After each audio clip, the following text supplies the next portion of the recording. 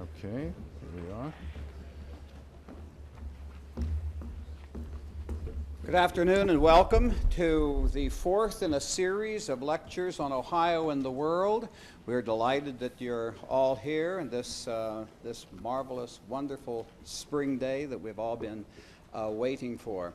I'm Richard Sisson. I'm one of the co-organizers of this series with my colleague from the Department of History, Jeffrey Parker. It was his idea, as several of you I think know. Many of you, I see many familiar faces here.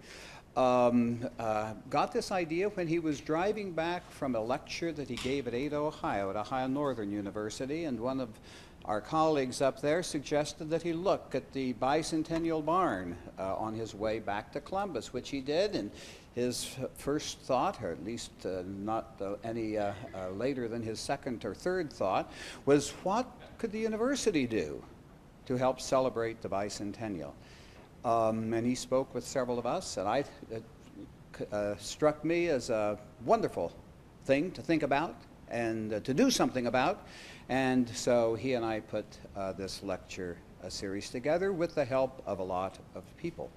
An advisory committee that was helpful in the conception of the shape and substance of the series. Also to persons and institutions that have extended their support. The Ohio State University has been most generous in extending support. The College of the Humanities made a commitment right from the get-go, without which it would have been difficult to proceed. The Ohio Bicentennial Commission also smiled very, very kindly upon us, upon our proposal in any event, as did the Ohio Humanities Council. And we are the co-sponsor with those two institutions of this series. The series will be memorialized in several ways. One, there is a video of every lecture. It is available. These are available on the web, and they will be made available broadly and for all time coming, as will a book that will be published by the Ohio State University Press that will include all of the lectures in somewhat revised form, but look for it, and if you're interested in it, sign up at the table right outside the auditorium. The next lecture in the series will be in this auditorium on May the 5th at 7:30 o'clock. It will be delivered by Catherine Kish Sklar, who, though she is a professor at Binghamton, was born on Indianola Avenue, just north of the university. I'm delighted to introduce to you a fellow colleague, a former chair of the Department of History, a distinguished labor historian, who will introduce our speaker this evening. The introducer, and please welcome Professor Warren Van Tine. Warren?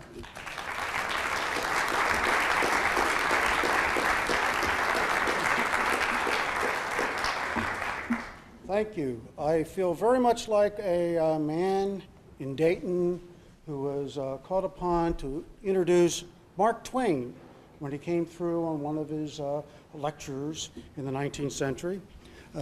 Stepping to the podium, he looked at the audience and said, "I don't know this man personally. I hear he's never been in jail, and I'm not sure of that."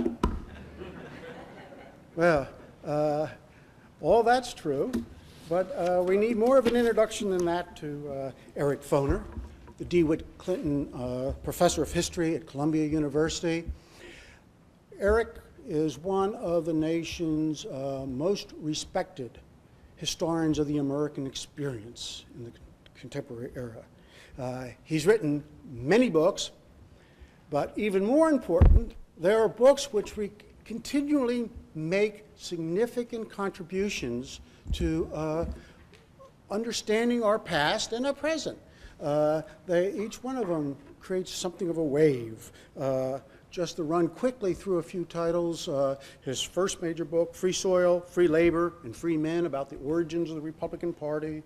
A work on Tom Paine and Revolutionary America. Political ideologies, the Civil War era, Reconstruction, America's unfinished revolution, the story of American freedom, which is recent, and then now, most recently, Who Owns History? In all these works, various themes appear, but four tend to be recurring constantly. One of which is history is complex. There's no simple story, lots of contradictions. It's not the fine story of progress, of the unveiling of liberties. It's textually much more complicated than that. Then there's his interest in ideas and accents, what we old Marxists call praxis, but this is a Hegelian. How ideas put into practice develop a life of their own, develop momentum and everything. And this comes through in his study about free soil, free labor, free men, and on his work on the story of American freedom, which has a title which you would think would be a standard textbook from the 1950s, but really it's the history of the idea of freedom and how it evolves and emerges and is played upon by different people over time. The third theme is inclusiveness. Professor Foner is one of the individuals who have made significant contributions in writing history from all points of view, particularly the African American point of view and his book on Reconstruction. But he is open to the fact that history is available and is an instrument of many. Indeed, that is the basis of his latest volume, Who Owns History? And then finally, he is very much aware that history casts a long shadow, that we live as victims and beneficiaries of the past, and that it is a tremendous force in shaping who we are and what we are. That's why his one book is The Reconstruction, the Unfinished Revolution. Okay. Now, as you listen to Professor Foner today, no doubt you'll catch some of these themes, plus other things. After all, talking about the unknown in history, the not looked at. Ohioans definitely fall in that picture anymore. They didn't in the 19th century, but today Ohioans fit into the background. Okay. Hopefully you'll catch these things as Professor Foner delivers his talk, Prologue to War, Slavery, Social Control, and the Civil War.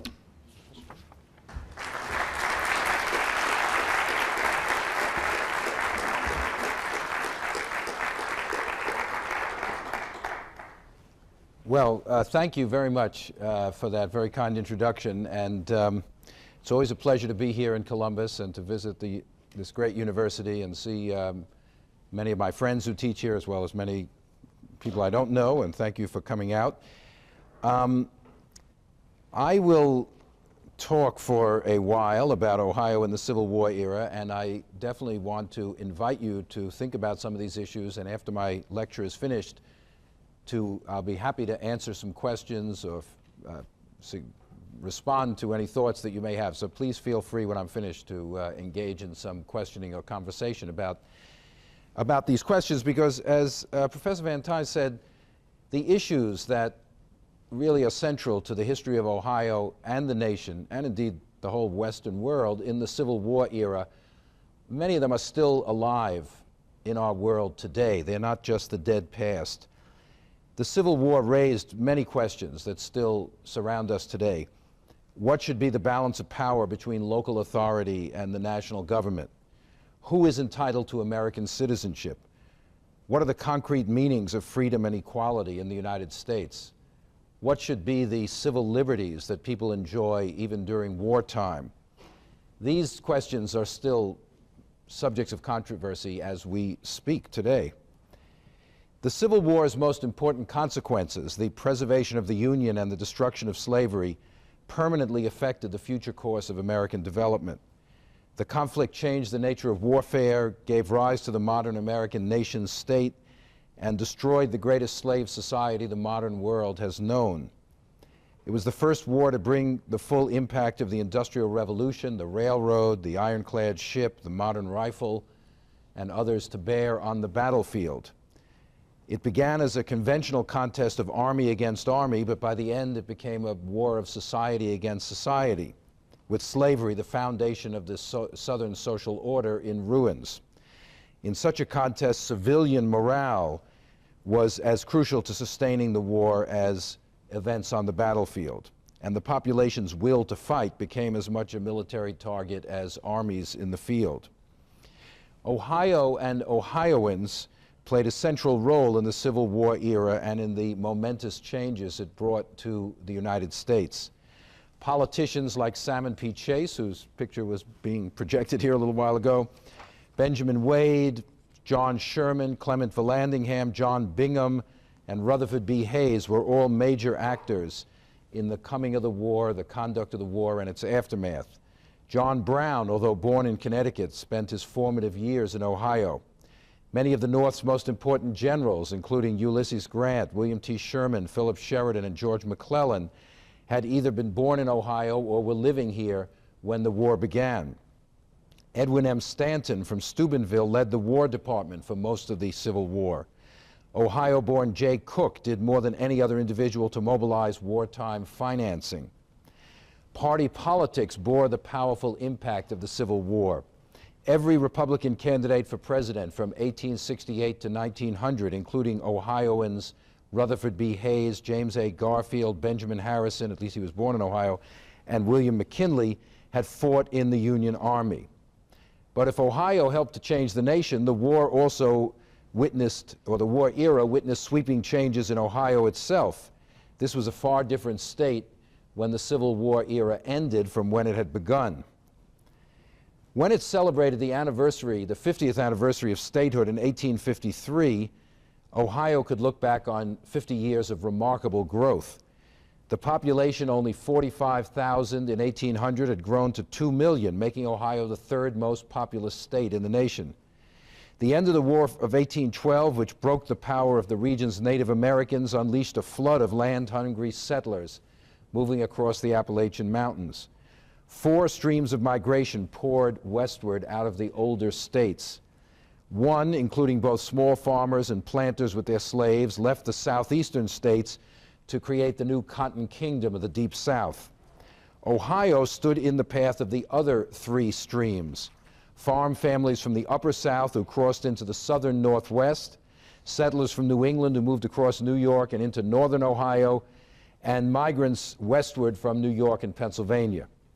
The National Road passed through Ohio, as beginning in the 1830s did the Baltimore and Ohio Railroad.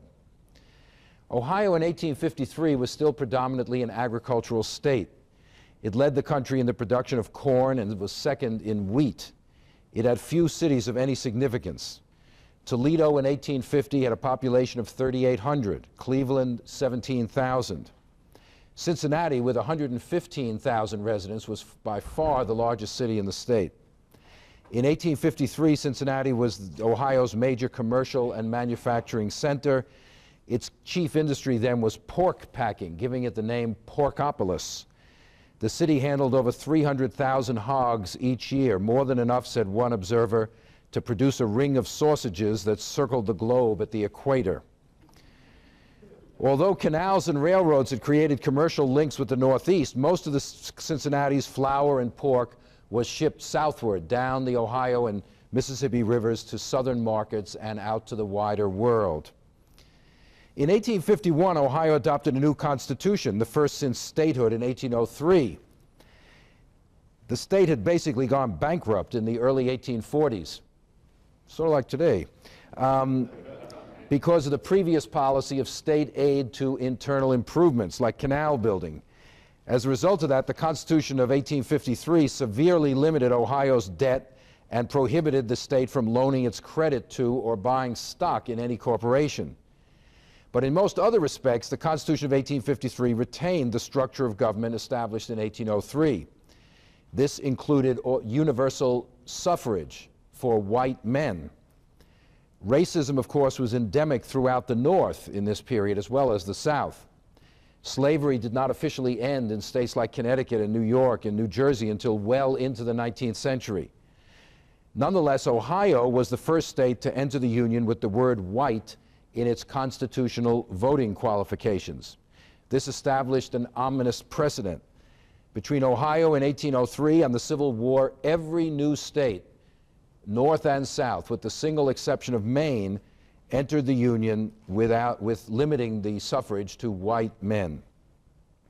Despite the fact that the Northwest Ordinance barred slavery from Ohio, prejudice against blacks was deeply rooted in the state. The black population was very small, only about 2% of the total. In 1850, only 3 counties had over 1,000 black residents. Most Ohioans, white Ohioans, seemed determined to keep things this way. The public school system, established in 1821, excluded black children. Ohio's notorious black laws required African Americans entering the state to post a $500 bond. Needless to say, this requirement did not apply to white newcomers. In 1849 to 50, free soilers suddenly found themselves accidentally holding the balance of power in the legislature, and they won repeal of the laws prohibiting black testimony in Ohio courts and of the bond posting requirement. But blacks continued to be confined to the lowest levels of the job market as servants, farm workers, and unskilled laborers. Restaurants, hotels, and streetcars barred them from service. Ohio was not unique, but its laws and racial practices were among the most severe in the North. Like the nation itself, Ohio in the 1850s was divided between northern and southern regions. The national road has been called the state's Mason-Dixon line. Counties south of it shared a long border with the slave states and had been populated from the south and maintained close economic and social ties with Virginia and Kentucky. Northern counties, which were growing much more rapidly, were increasingly anti-slavery.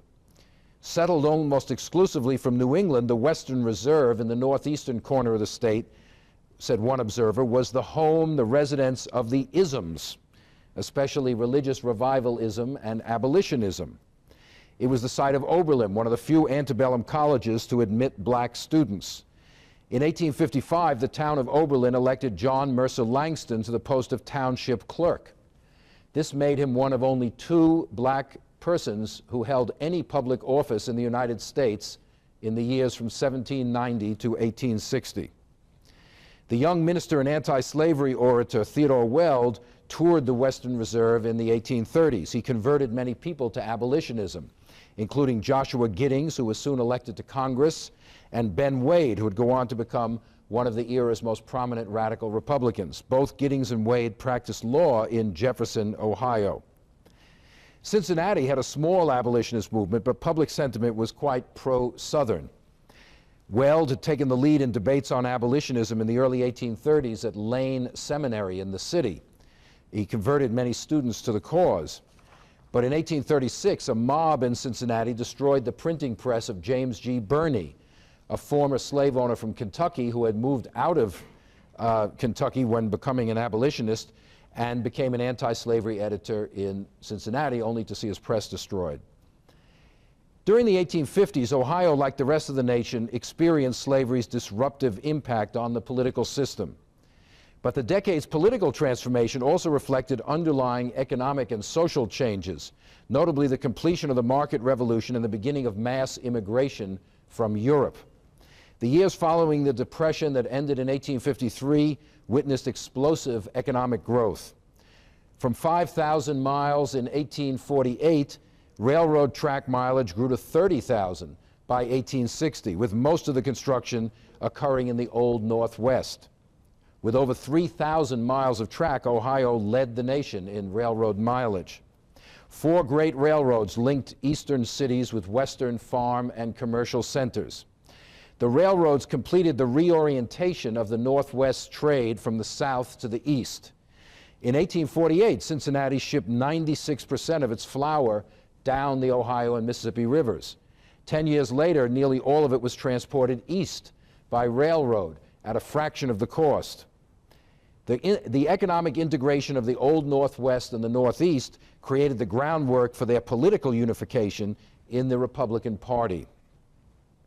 By 1860, the North had become a complex, integrated economy with Eastern industrialists marketing manufactured goods to the commercial farmers of the West, including Ohio, while residents of the East growing cities consumed the food produced here. Ohio stood poised between new and old ways. The majority of the population still lived not in large urban centers, but in small towns and rural areas, where the ideal of economic independence, owning your own farm or small shop, still lay within reach. Especially in western states like Ohio, manufacturing establishments were small and widely dispersed. Yet the Industrial Revolution's impact was steadily growing, even in Ohio.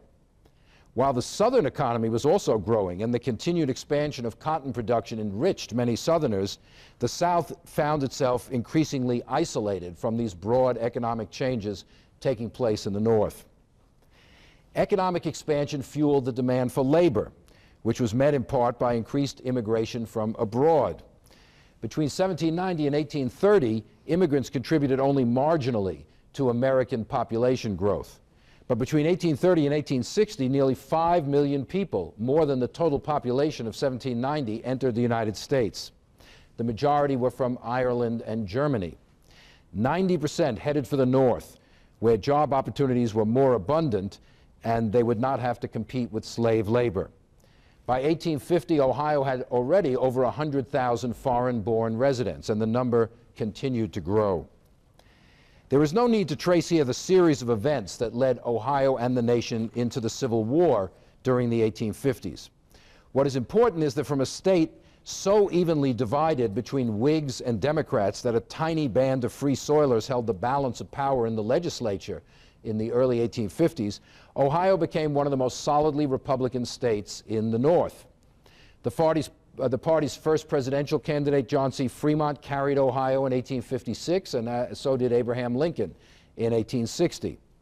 Ohio elected Salmon P. Chase its first Republican governor in 1855 and re-elected him 2 years later.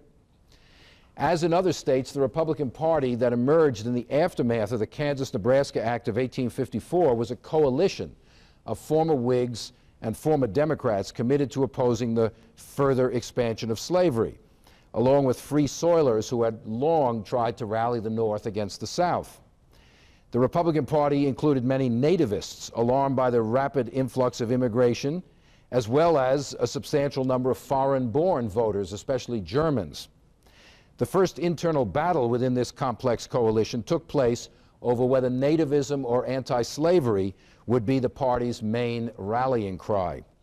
Chase ran for governor in 1855 at the head of a Republican ticket composed otherwise all of know-nothings, as the nativist political group was called.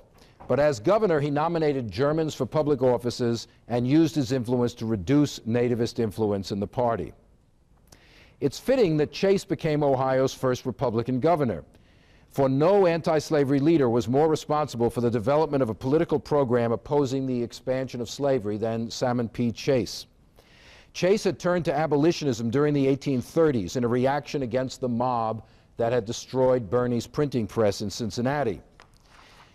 But he made abolitionism he gave it a political program.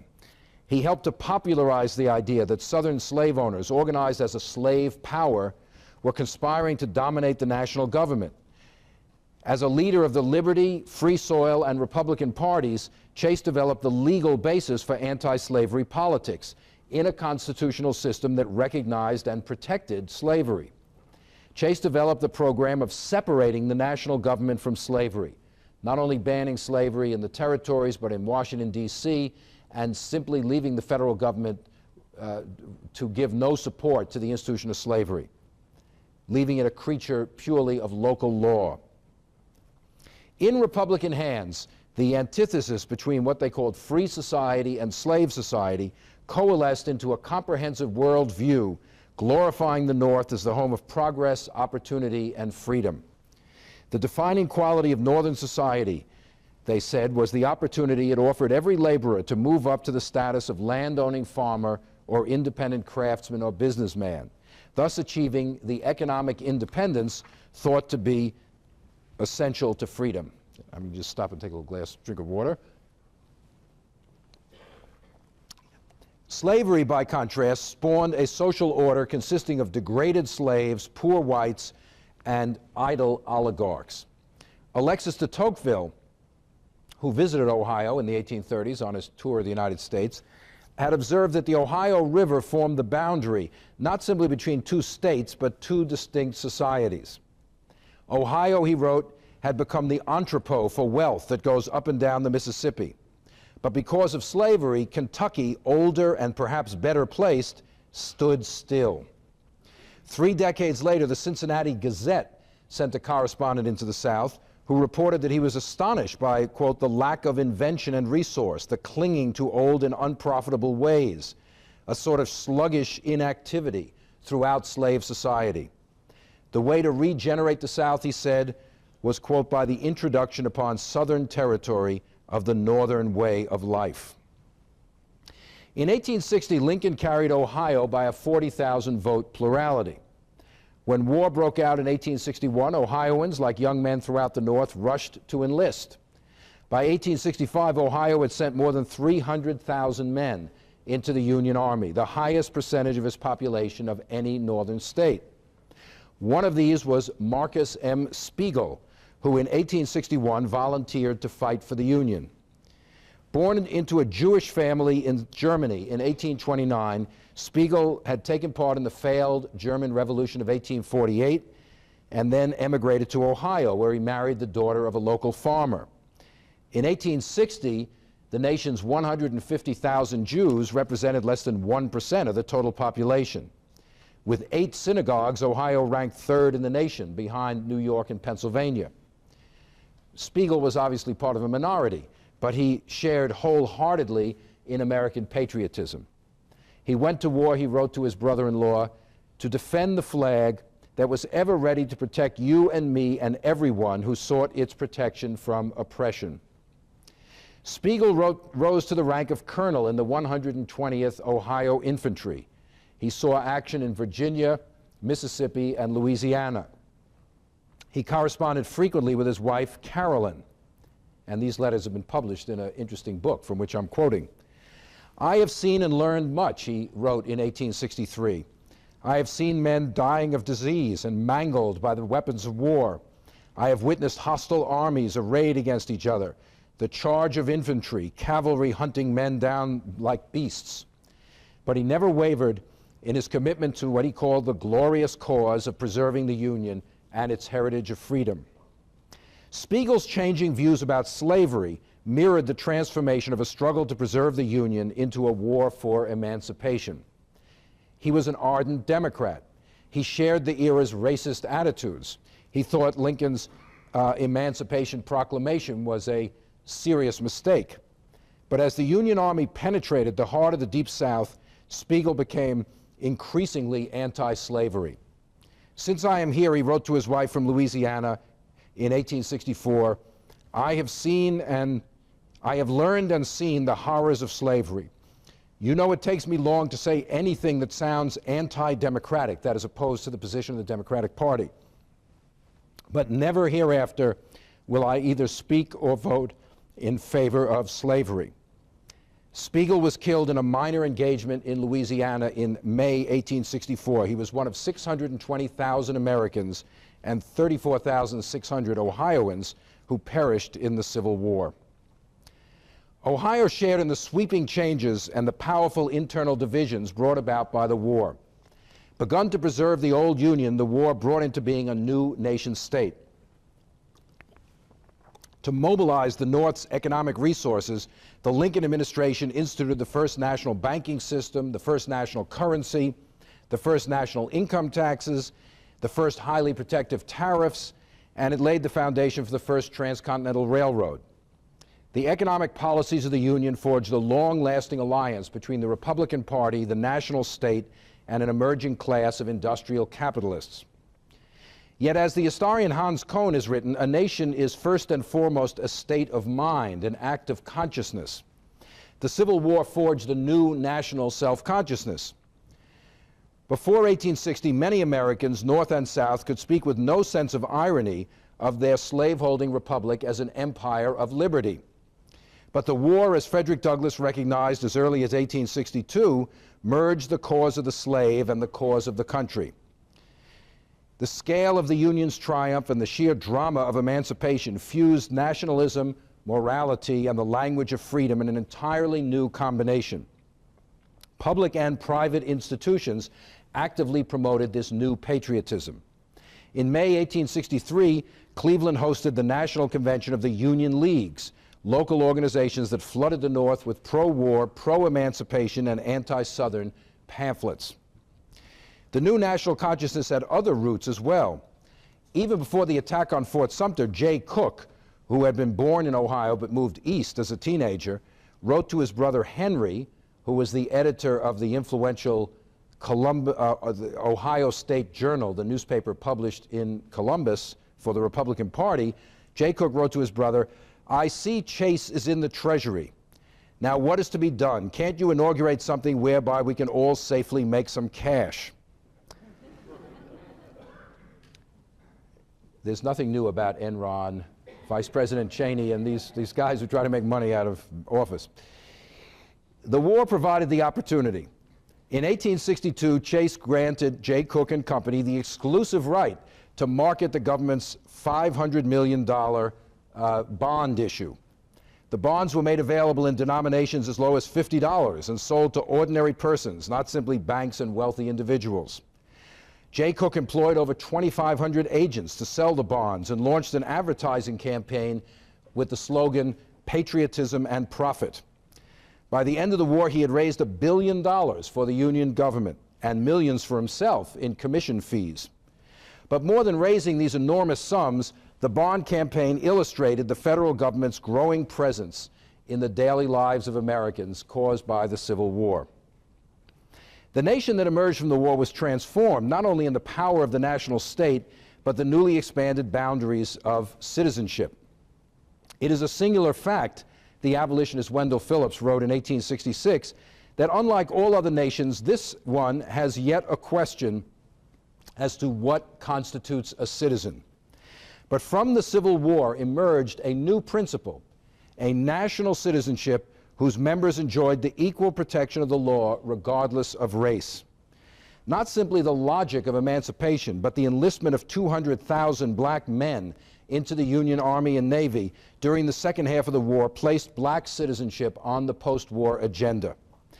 "The inevitable consequence of black military service," said one senator, "is that the black man is henceforth to assume a new status among us." Like other states, Ohio experienced changes in race relations. Cincinnati organized a black brigade to work on fortifications when threatened by Confederate troops. By the end of the war, some 5,000 Ohio blacks had served in the Union Army. Like their counterparts elsewhere, Ohio's black leaders staked a claim to citizenship. They won a few small victories. Cincinnati and Cleveland desegregated their streetcars during the war, and a state equal rights league was established in January 1865. For other Northerners as well, the conflict opened new doors of opportunity. Hundreds of thousands of women took part in organizations that gathered money and medical supplies for soldiers and sent books, clothing, and food to the former slaves. The United States Sanitary Commission emerged as a centralized national relief agency to coordinate donations on the Northern home front. Women played the leading role in organizing sanitary fairs, these great bazaars where military banners, uniforms, and other relics of the war were displayed and goods were sold to raise money for the soldiers. Lucy Webb Hayes was one of many Ohio women who cared for wounded soldiers, including her husband, Rutherford Hayes, at Army field hospitals. Many men understood women's war work as voluntary, an extension of their natural domesticity. But the very act of volunteering to work in aid societies and as nurses brought numerous women into the public sphere and offered them a taste of independence. From the ranks of this wartime mobilization came many of the leaders of the post-war movement for women's rights. Women also took advantage of the wartime labor shortage to move into jobs in factories and certain largely male professions, most prominently nursing. Many of these wartime gains proved temporary, but in white-collar government jobs, retail sales, and as nurses, women found a permanent place in the workforce. Despite Lincoln's political skills, the war and his administration's policies divided Northern society. Ohio Republicans labeled those opposed to the war or to the administration copperheads, after a poisonous snake. Strongest among the large Southern-born population of the lower part of the state, disaffection arose not only from mounting casualties, but from the rapid changes the conflict produced in Ohio life. The growing power of the federal government challenged traditional notions of local autonomy. Workers resented the profits reaped by manufacturers and financiers, while their own real incomes dwindled because of inflation. Wartime prosperity largely bypassed farmers in southern Ohio. And the prospect of a sweeping change in the status of blacks called forth a racist reaction in the North, including in Ohio. Throughout the war, the Democratic Party subjected Lincoln's policies to withering criticism. Democrats had long used appeals to racism against the Republicans. One Ohio newspaper predicted in 1856 that a Republican triumph would, quote, turn loose millions of Negroes to elbow you in the workshops and compete with you in the field of honest labor. Democrats now opposed emancipation with lurid warnings that Ohio was about to be Africanized, as Congressman Samuel Cox put it in 1862. Ohio also became a battleground in the controversy over civil liberties in wartime. With the Constitution unclear as to who possessed the power to suspend the writ of habeas corpus, Lincoln claimed the right under the presidential war powers and twice suspended the writ throughout the entire Union for those accused of disloyal activities. The courts generally gave the administration a free hand. They refused to intervene when Clement Vallandigham, a prominent Ohio Democrat known for his anti-war speeches, was convicted and sentenced to prison by a military court.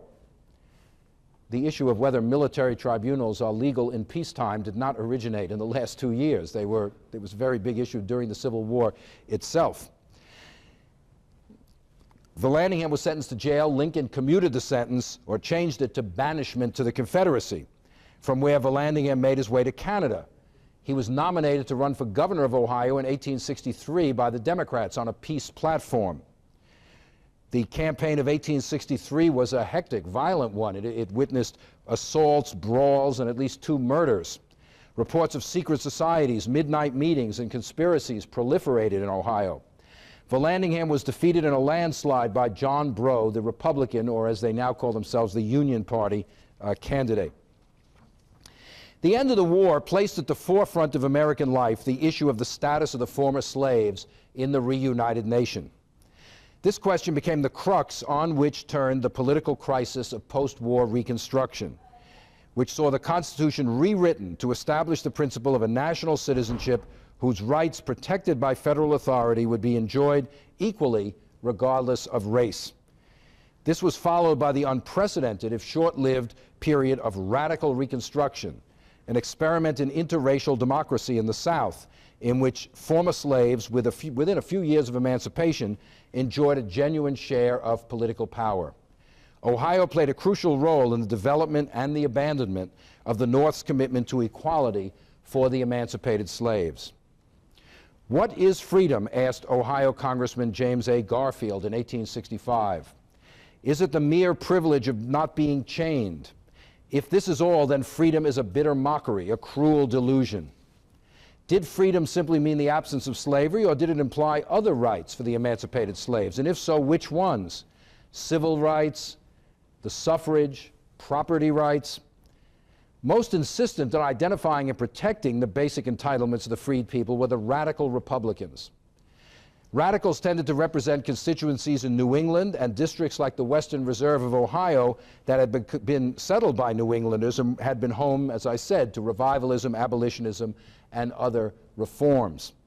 Although they differed on many issues, radicals shared the conviction that Union victory created a golden opportunity to institutionalize the principle of equal rights for all, regardless of race. The radicals fully embraced the expanded power of the federal government, born of the war. Traditions of federalism and states' rights, they insisted, must not obstruct a sweeping national effort to protect the rights of all Americans. Among the radical leaders in Congress were two Ohioans, Congressman James M. Ashley from Toledo and Senator Ben Wade. Ohio also provided a leader of the more numerous moderate Republicans, Senator John Sherman. Sherman feared that advocacy of black suffrage was not popular. It would prove fatal to the party's prospects. It is apparent to any sensible man, he declared, that its agitation will do harm. Sherman prepared to meet Andrew Johnson, Lincoln's successor, more than halfway. The fact that Johnson alienated such a man and united the entire Republican Party against him is an index of Johnson's political extremism and actual utter incompetence as president. By 1866, a consensus had emerged within the Republican Party that equal rights before the law was an essential attribute of freedom. They passed the Civil Rights Act of 1866, the first statutory definition of citizenship, and the 14th Amendment, approved by Congress in 1866 and ratified by Ohio, although they later tried to unratify it, in 1868. The amendment for the first time enshrined in the Constitution the ideas of birthright citizenship and equal rights for all Americans. It prohibited states from abridging the privileges and immunities of citizens or denying them the equal protection of the laws. Although most immediately intended to raise the former slaves to the status of equal citizens, the 14th Amendment's language did not apply only to blacks. The principle of equality affected all Americans, including immigrants from abroad. The major architect of the 14th Amendment was Congressman John A. Bingham of the Akron area of Ohio. Equality of the law, he declared, is the very bedrock of American institutions. Soon afterwards, the 15th Amendment was added to the Constitution, prohibiting the states from denying any citizen the right to vote because of race. These amendments and civil rights laws reflected the intersection of the two products of the Civil War, the newly empowered national state and the new idea of national citizenship with equal rights for all Americans.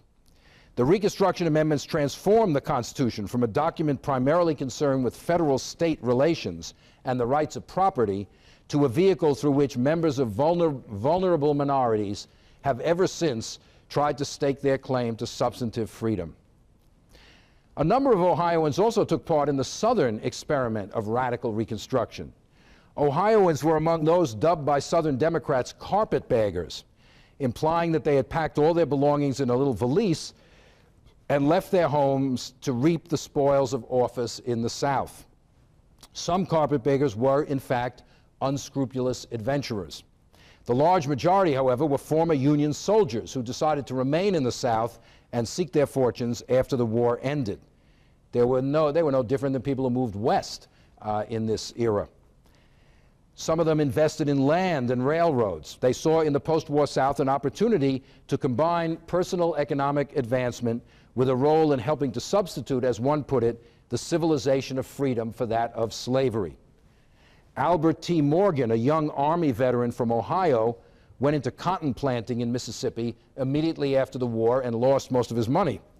He went into politics in 1867 when local blacks urged him to run for the state constitutional convention in Mississippi.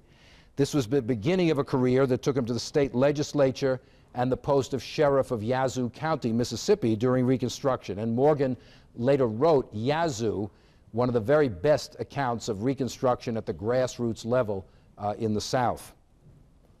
The civil rights laws and constitutional amendments of Reconstruction applied to the whole country, the North as well as the South. They voided Ohio's discriminatory laws. Thanks to the 15th Amendment, Ohio blacks voted for the first time in 1870. Emancipation did not unleash the flood of black newcomers of which Democrats had warned. The state's black population, however, did rise 72% between 1860 and 1870 to 63,000. This represented only 2% of Ohio's population, but Ohio now ranks second after Pennsylvania among northern states in black residents. During Reconstruction, Ohio blacks challenged and eliminated discrimination on railroads, and they won admission to hospitals, asylums, and in some communities, schools. As I said, they gained the right to vote, the men among them.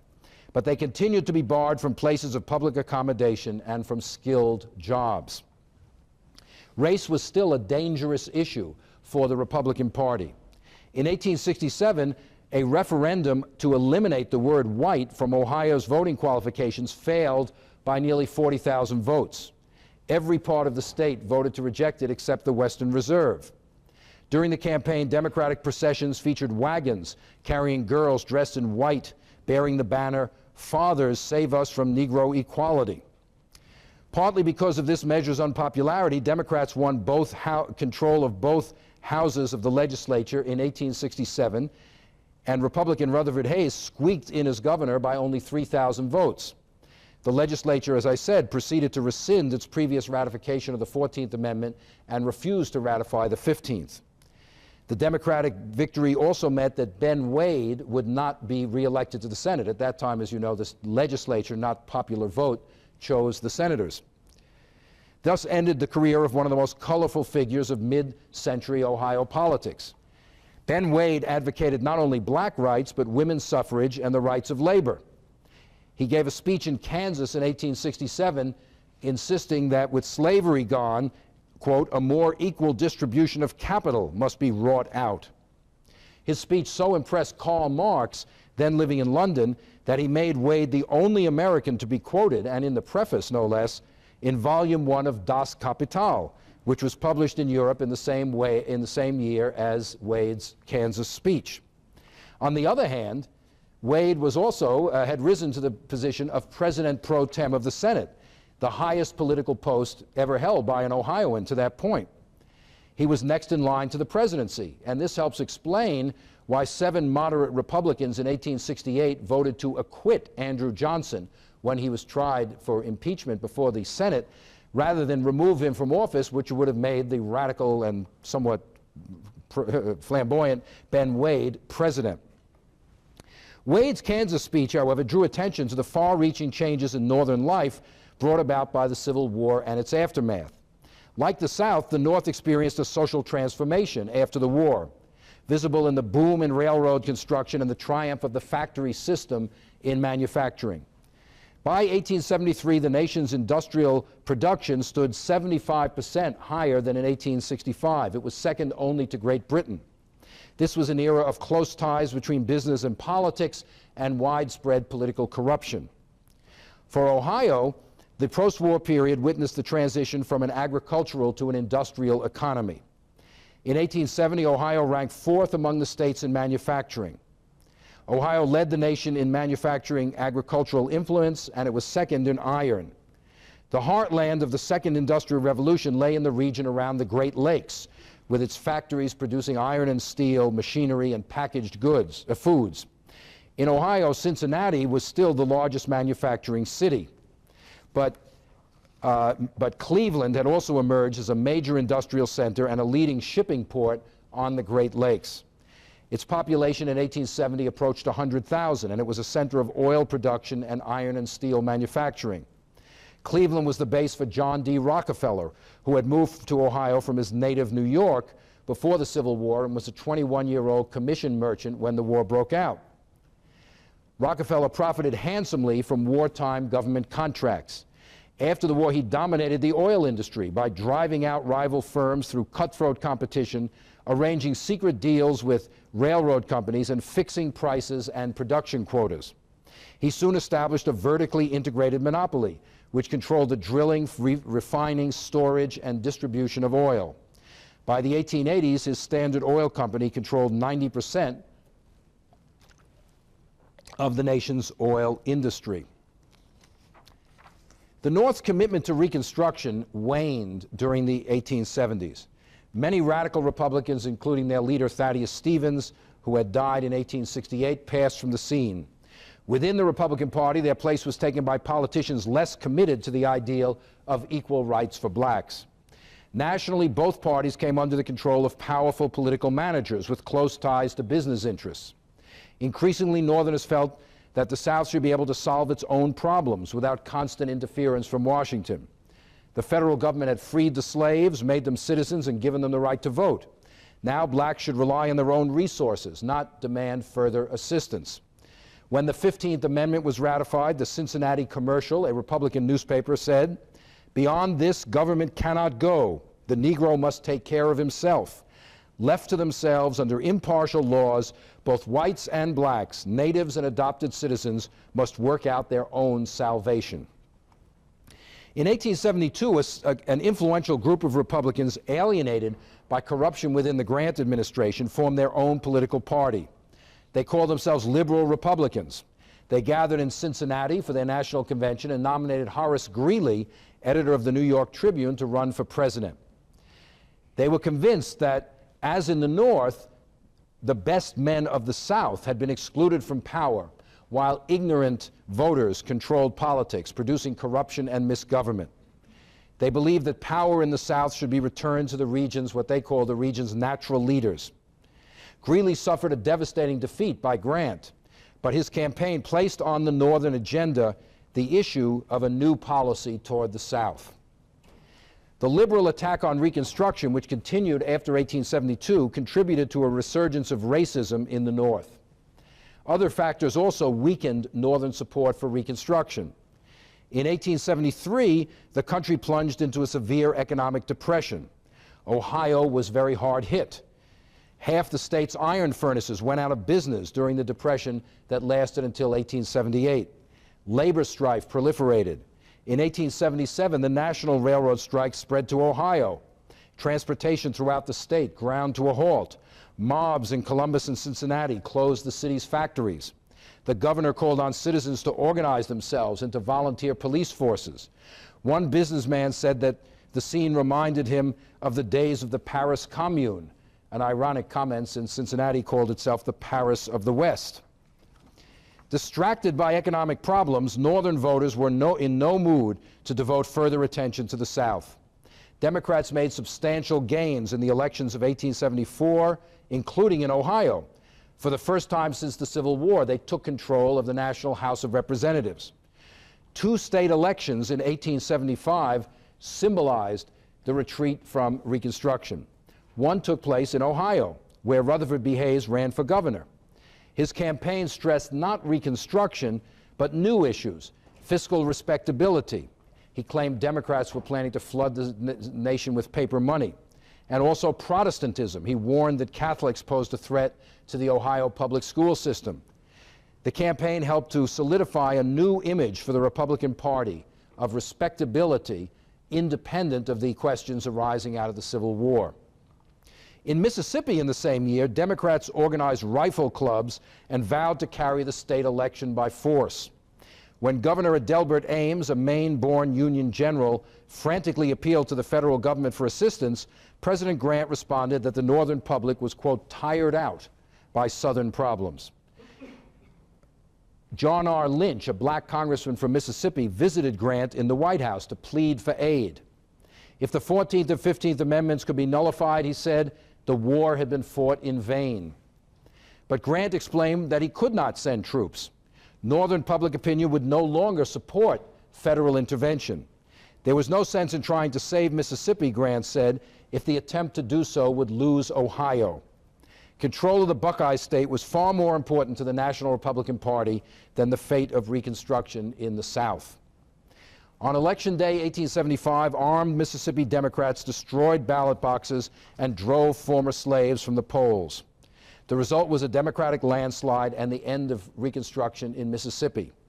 A revolution has taken place, wrote Governor Ames, and a race are disenfranchised. They are to be returned to an era of second slavery. In Ohio, however, Hayes emerged victorious. His margin was only 1%, but it represented a dramatic reversal of the Democratic sweep of 1874. The campaign demonstrated the declining importance of Reconstruction in Northern politics. Hayes would run for president in 1876 and preside over the final ending of Reconstruction, symbolized by the withdrawal of federal troops from the South in 1877. To some in that year, it seemed that the nation had put the bitterness of the 1860s behind it. But the road to reunion was paved with the shattered dreams of black Americans.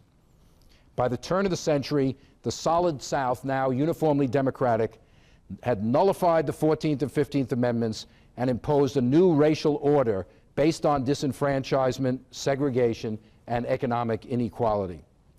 But the Reconstruction Amendments remained in the Constitution, sleeping sleeping giants, Senator Charles Sumner, the great abolitionist from Massachusetts, called them, sleeping giants to be awakened by the efforts of subsequent generations, including Ohioans, to redeem the promise of freedom for the descendants of slavery. Thank you.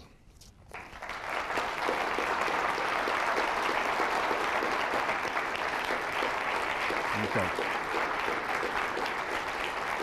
Okay. Do you want to field the questions, or should I? Probably I should. Yeah. Eliminate middleman. Yeah. Right. We'll just tell.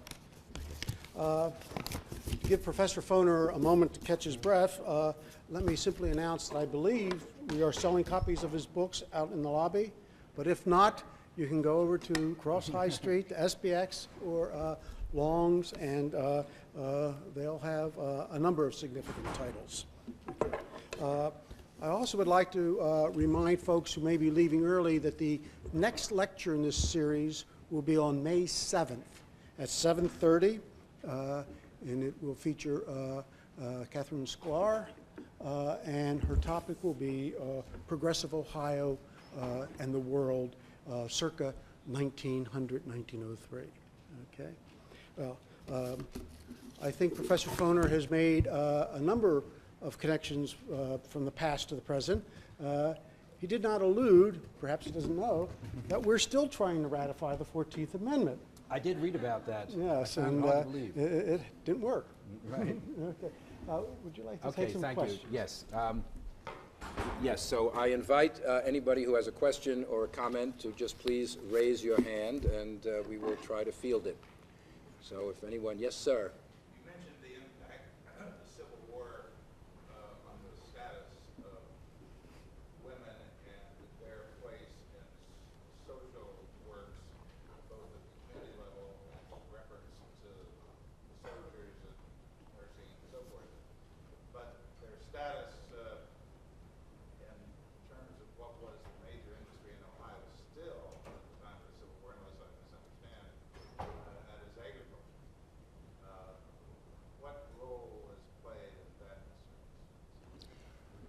Well, of course, in a agricultural society, well, let me start with, again, in the 19th century, and I think Professor Sklar may mention this in her talk in a few weeks, the prevailing idea or public doctrine about the role of women was that they were supposed to be confined to what was called the private sphere, the sphere of the home, the domestic sphere, while the public sphere of politics and work outside the home was for men.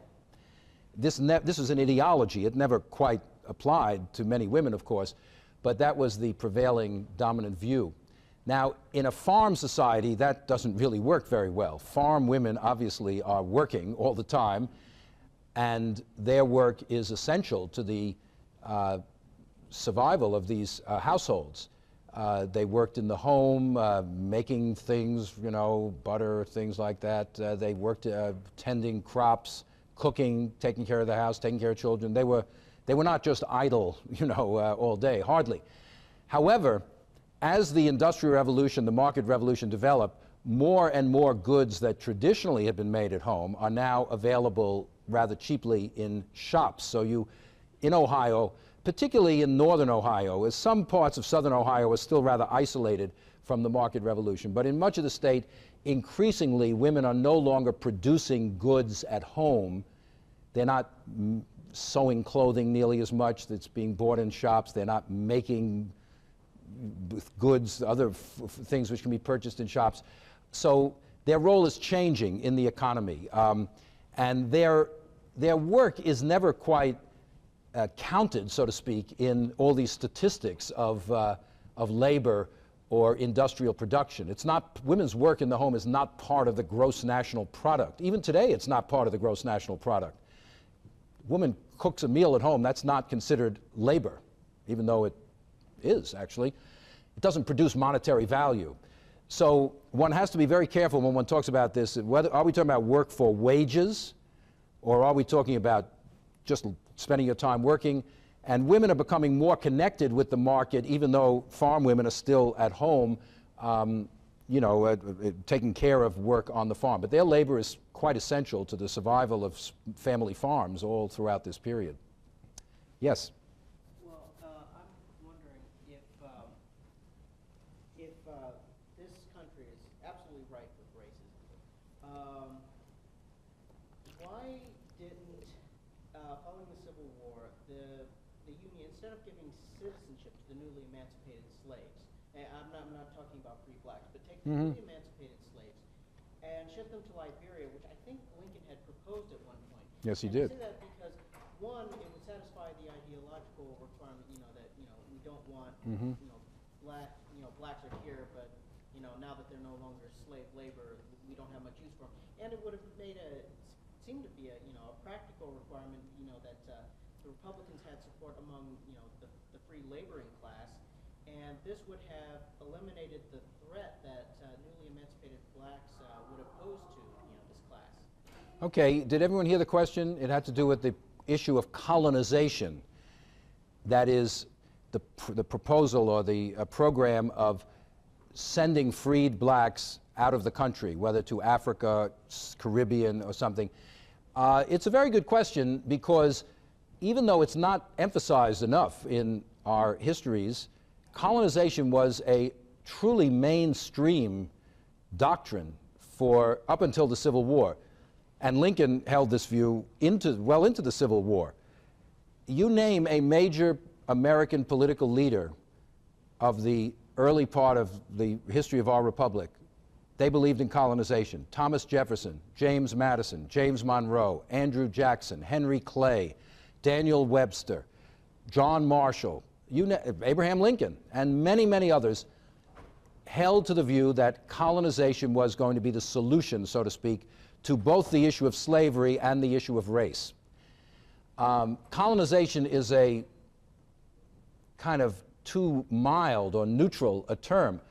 I once got into trouble when in a book review I referred to it as ethnic cleansing, using a modern term which of course didn't exist in the 19th century, and some readers wrote to me saying, how can you say ethnic cleansing? But to my mind, that's what it is. It's trying to eliminate from the society people of a certain racial or ethnic group that the majority does not want to have around. And I don't see that doing that in the 19th century is any better than what we saw happening in the Balkans, et cetera, et cetera.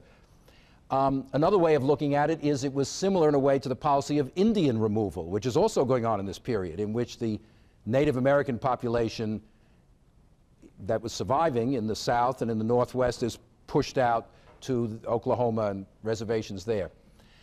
Lincoln held to the belief in colonization.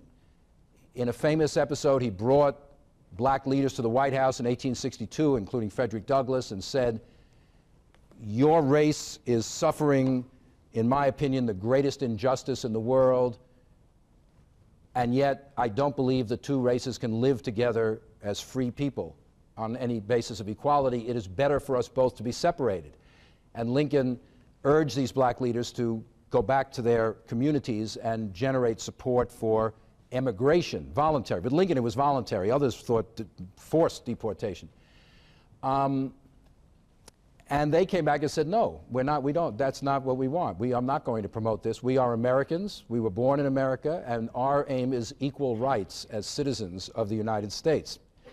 So the question is, why did colonization not happen? There are a number of reasons. One is that the black population did not want to leave the country. Well, a few did, but they did not want to. One of the phrases, Lincoln in a great speech, his Peoria speech of 1854, said, if all the power on earth were in my hands, I would not know what to do with slavery. My first impulse, he said, would be to free them and send them back to Africa, their native land. Now, Lincoln is a great, great man, but Africa was not the native land of black Americans. America was their native land. The vast majority of the black people in this country in the 1850s were a century or more removed from Africa.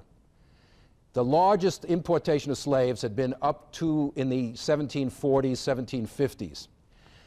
They were no more Africans than Lincoln was an Englishman, because his ancestors had come from England. It would make just as much sense to ship Lincoln to England, or me to Poland, because a century ago that's where my ancestors came from. I don't want to go to Poland. And I might visit the place, you know, but as long as I have a round-trip ticket. Anyway, the black Americans consider themselves Americans, and their demand was for equal citizenship. Moreover, your question about Southern whites didn't want colonization either, because although free, African Americans were still the labor force. Who was going to grow the cotton? Who was going to work on the plantations? Immigrants from Europe were not coming to the United States to work on plantations, believe me. And so the idea of deporting the labor force of a major part of the country, producing the most valuable crop in the United States, cotton was by far the most important export of the United States, both before and after the Civil War for a long time, made no economic sense. And Lincoln dropped the idea of emancipation, of colonization. He dropped it with the Emancipation Proclamation. And the reason for that is two provisions of the Emancipation Proclamation. You know, in the preliminary proclamation, in September 1862, Lincoln had issued the preliminary Emancipation Proclamation, which said to the South basically, if you don't give up in 90 days, I'm going to free the slaves. 90 days later, they hadn't given up, so he issued the Emancipation Proclamation. But the original Emancipation Proclamation, or the preliminary, included colonization. The final Emancipation Proclamation made no mention of colonization, no mention. And the reason for that, I think, was another provision which was new in the Emancipation Proclamation, not in the preliminary one, was he invited black men to join the Union Army. For the first time, the Emancipation Proclamation announced that the Union would recruit black soldiers into the Union Army. Well, if you're going to recruit them, you can't very well turn around and then ship them out of the country. So Lincoln kind of realized that putting blacks in the military meant that you're going to have to deal with them as part of American society after the war, and that's the point at which he begins thinking about what is going to be the status of African Americans after the war is over. And he's still thinking about it when he's assassinated, and he hasn't yet figured it out when he's assassinated. So it's very important to realize the strength of the colonization sentiment, but the Civil War really kills it. And in Reconstruction, there's nobody advocating. It just is not really part of the political debate when Reconstruction comes around. Yes, sir. President Grant, growing up, history books said he was just a dead failure. But recent scholarship, I've read biographies, seems to have tempered that somewhat. Yeah. What's your view and why? Well, that's a good point. Now, as you well know, of course, historians love to disagree with each other, and as I guess it was Oscar Wilde, actually, who said the only duty we owe to the past is to revise it, and historians are always revising it. So you can be sure that whatever the reputation of somebody is, 20 years from now, it'll be different. Grant, of course, was considered a failure as president because of the pervasive corruption over which he presided, even though he doesn't appear to have had any personal finger in the pot, but many members of his administration were, of course, very corrupt. So why has his reputation changed? I think as people's views of Reconstruction have changed, and Reconstruction, which used to be seen as a kind of an era of misgovernment and corruption and a tragic mistake to even try it, is now viewed much more positively as an attempt to create an interracial democracy in the United States. Grant's efforts, at least at the beginning of his administration, to support Reconstruction are now boost up his reputation, particularly Grant's use of the Army in 1871 to crush the Ku Klux Klan. Grant sent federal troops, federal marshals, judges into the South and really destroyed the Ku Klux Klan for a while. It then came back again. But that is now seen as a positive act by Grant. In the past, it used to be seen as Grant just running roughshod over local authority, local rights, etc. So as the preoccupations of historians change, we're less concerned about corruption because we just look around and say, that's the way life, that's America. What do you want? Corruption is pervasive in our politics. I'm not talking about Ohio, but, nothing that happened in the Civil War is remotely like Enron and all that's, as big as that. So we're kind of used to corruption. But as the issue of black rights has risen in significance in scholars' view of the period, then Grant has risen somewhat. Grant will never be viewed as a successful president, but at least there's a sort of balance that he wasn't really effective, but he did do some things which now gather admiration from historians. Gentleman behind you, I think, had his hand up. What would you have done differently with Reconstruction? What would I have done? Well, you know, we historians, some of us anyway, don't like to really do what we call counterfactual history. We have enough trouble figuring out what did happen. But nonetheless, given the opportunity, you know, in my book on Reconstruction, I quote a senator from Wisconsin, Timothy Howe, when the Reconstruction Act of 1867 was passed, which inaugurates what we call radical Reconstruction and gives the right to vote to black men in the South. Howe writes to his niece, we have just jumped 100 years into the future. And in a certain sense, that is right, and that's why Reconstruction failed, in a sense. It took 100 years, Guy was absolutely right, it took 100 years for the agenda of Reconstruction to become permanently institutionalized in the United States. Voting rights, civil rights, it took a century. So this was a pretty radical departure in mid-19th century America, and it's not surprising in a way that it failed. What one would have liked to see happen, and I'm not expecting a utopia to be established and every man and woman to love thy neighbor and that kind of thing, you know, but I think it is possible to imagine circumstances in which the federal government would have retained longer the willingness to intervene to protect the rights of citizens. I mean, that's what the 14th and 15th Amendments say at the end. Each of them has a clause at the end saying Congress shall enforce this amendment with appropriate legislation. It put the burden on the national government to enforce these rights, which were now being granted. But the federal government retreated from that, and once it became clear in the white South that the government was not going to enforce those rights, they were abrogated and the amendments became dead letters. So if one can imagine scenarios in which the federal government simply enforced the law, one's not asking for radical transformation of society, just enforcing the law, which is what the government is supposed to do. If the will to enforce those rights had been there, they might have become more institutionalized, and this would not have solved all the problems of the transition from slavery to freedom. The South was very poor. It was going to remain poor for a long time, regardless of what happened. African Americans, once it was decided not to give them land, they were going to remain very poor. But the basic democratic infrastructure which Reconstruction tried to establish perhaps could have been made permanent, which would have had enormous implications for the future course of development of American history in ways that it's too complicated to try to spell out here. But it didn't happen. Some people say it was inevitable. We don't know. Yes? One of the things that has been really exciting about a lot of what you've done in your work has been the way you've explored the different ways people understood freedom, and especially the way that newly freed slaves defined freedom for themselves. I'm kind of curious whether you see any difference in the way that northern African Americans define freedom for themselves. I'm thinking about institutions like Wilberforce. Yeah. It's an interesting question. Now, of course, northern African Americans were a very small number at this point. I think in 1860 there were about 4 million African Americans in the South, of whom about 3.8 million were slaves, and about 200,000 African Americans in the North. So it's a tiny, 1% of the northern population, tiny group. Nonetheless, that group included some very active, politically engaged, educated people. And it's somebody, if any good graduate student is here, somebody should one day write a doctoral dissertation on what you might call black carpetbaggers. That is, blacks from the North who went down to the South during Reconstruction to take part in Reconstruction. There were a number of them, and I think you will find that those people did have a slightly different vision of freedom than the ordinary slave. The key thing to ordinary slaves was land.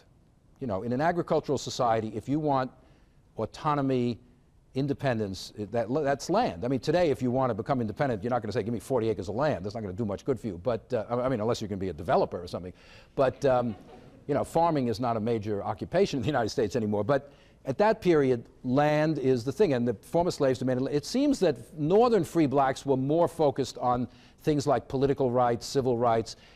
they accepted the sort of northern free labor ideology, which held that people should kind of work their way up slowly through the social system, and frowned upon the idea of government giving property, or land in this case, to any group of people, even the slaves who claimed they deserved it for all their labor in the past. So I think you can see some differences there. Also, many of the northern free blacks were members of churches. Many of them came down to the South as missionaries and found that the former slaves weren't that attracted to some of the northern churches. They wanted a more, I don't know, emotional and active kind of church service. Many of the northern, like the AME church, found it difficult to attract rural blacks who wanted a different kind of worship than was typical in the North. So it's a good question. I don't think enough study of this question has been done, actually, to really give a fuller answer than that, but people should look at it. Yes? You talked a lot about the transformation of Ohio in this period, 1850s, and it sounded like especially the 1860s. Right. The war itself. Professor Horton last time emphasized a lot the difference between northern and southern Ohio. Right. But at the end, and talking afterwards, seemed to be suggesting that that changed a lot during this period, I think even the 1850s, even before 1860. To what extent do you think Ohio became more one state and more northern during the 1850s, and to what extent was Ohio different or similar than other states of the Old Northwest? Well, that's a good question. I think Ohio, Indiana, and Illinois, putting aside Michigan, all share this situation where they're divided north-south within themselves. And the southern parts of those states are much more plugged into the South. They are people like Abraham Lincoln, who was born in Kentucky and then moves into southern Indiana and then moves into southern or middle Illinois, but he's a Southerner in his origins, obviously, and he comes from a slaveholding region, even though not a slaveholding family. And many, many people in southern Ohio and the Old Northwest had family connections in the South. Up until the 1850s, as I mentioned, the trade of that area generally went southward. So their economic connections were with the South also. As I said, I think the really key thing is the reorientation of trade toward the east. It really links these regions with the Northeast rather than with the South. And it leads to the further rise. A place like Chicago barely existed in the 1840s, but by 1860, it's the major western city and the hub for rail connections, and the whole agricultural hinterland out there is linked into the east through Chicago. Cleveland begins to play a role like that. But even Cincinnati, as I say, is shipping its stuff east now. So yes, a lot of these regions in Ohio, which used to be southern-oriented, even in the 1850s, are becoming more connected with the east. On the other hand, the so-called butternut regions, the poorer farming areas of southern Ohio, are pro-Southern. I mean, when the Civil War breaks out, there's a lot of what is called Copperheadism there. Vallandigham and these guys get their strength in the southern part of the state. So Ohio remains divided. I think it's the war itself, of course, unifies the North, and it unifies states within the North, and Lincoln carries Ohio by a very big margin in 1864.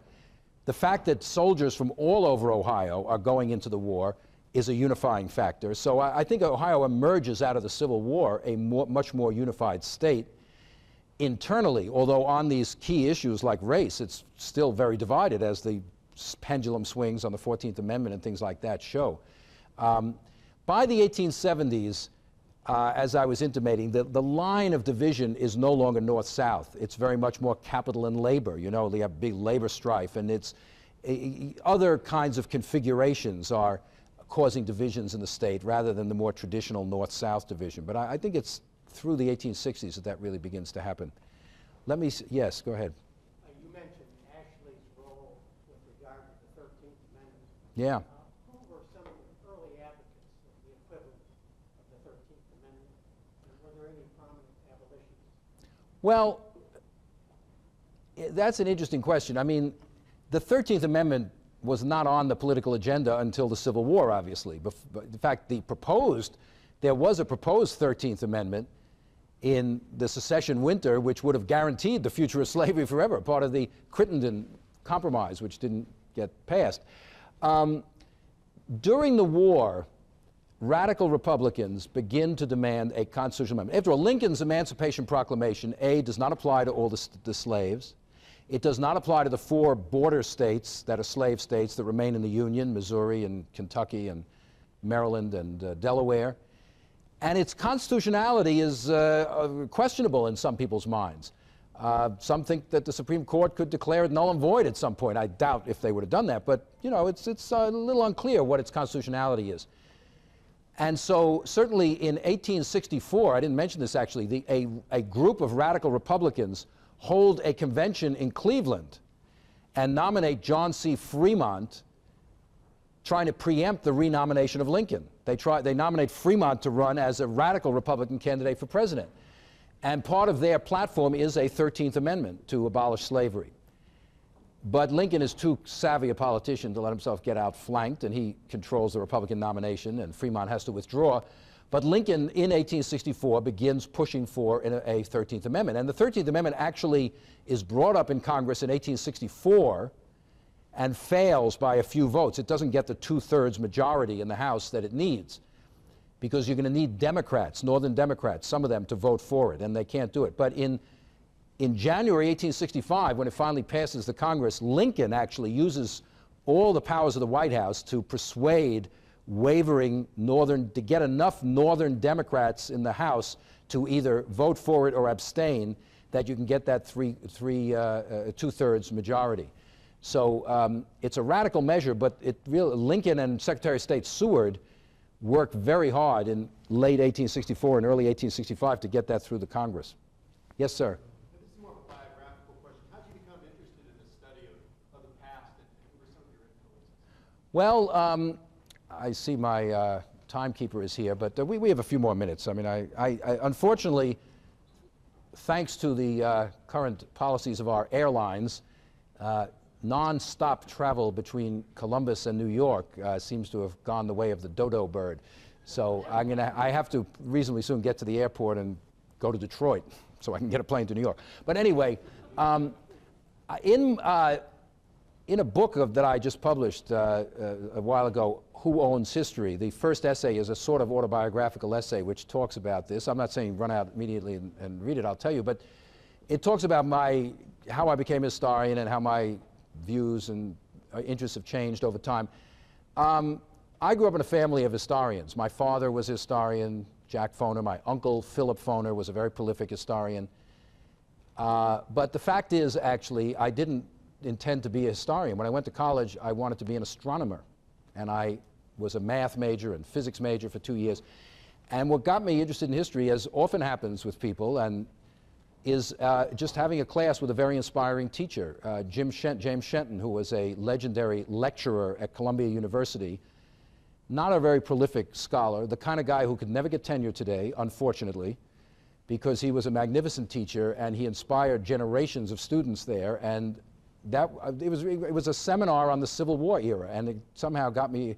He had the capacity, which is the greatest gift of a teacher, to convey to students his excitement for his passion for the subject. And it got me interested in that period, and I just have been stuck there ever since, more or less. And then I had the good fortune the next year to have the ability to work with Richard Hofstadter, who was one of the great historians of that generation, of course, I wrote a sort of senior thesis at Columbia, which Hofstadter supervised. So it was really working with inspiring teachers and great historians that kind of turned me into a historian.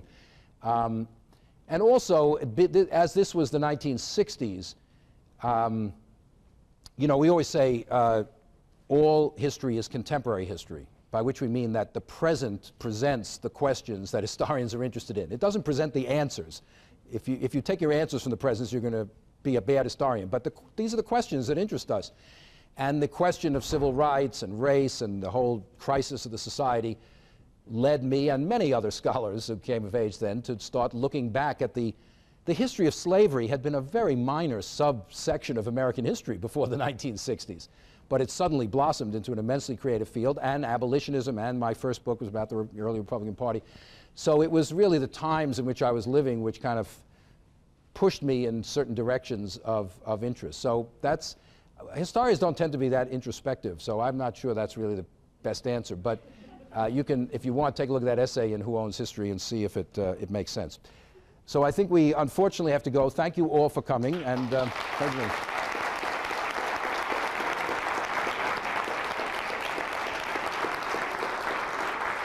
Okay, very good question. Whoop, I'm taking my water. Okay.